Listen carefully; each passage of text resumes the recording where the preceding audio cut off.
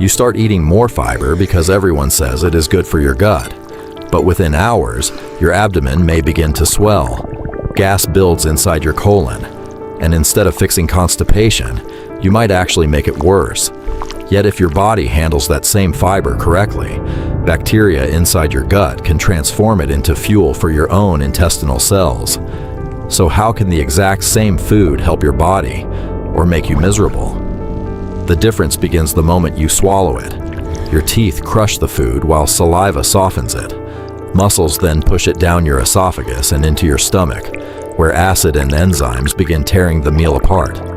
Proteins, fats, and carbohydrates start breaking into smaller components, but much of the fiber survives. And that is not a failure of digestion. It is the reason fiber can do what it does. The meal then enters your small intestine. Here, most nutrients are broken into molecules small enough to pass into your bloodstream. Fiber continues traveling, but different types now begin behaving differently.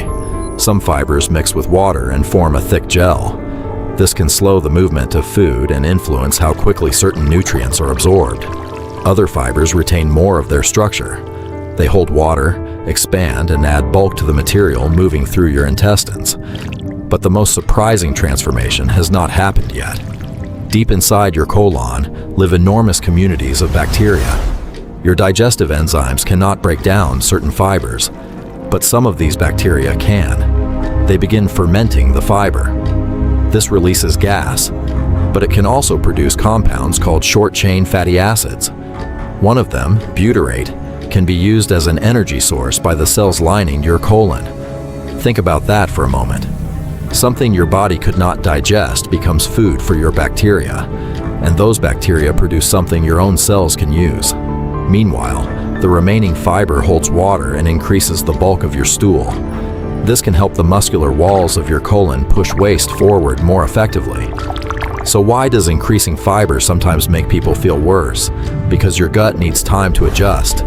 If you suddenly send much more fermentable fiber into your colon, your bacteria can produce gas faster than your body releases it. The intestine stretches, creating bloating, pressure, and cramps. And here's the mistake many people miss. Fiber needs fluid. Without enough fluid, the additional bulk may become harder to move, making constipation worse instead of better.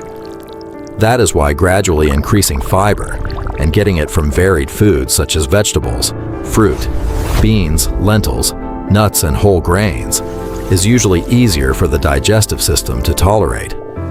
Some people with particular digestive conditions may need different amounts or types of fiber because no two gut environments respond in exactly the same way.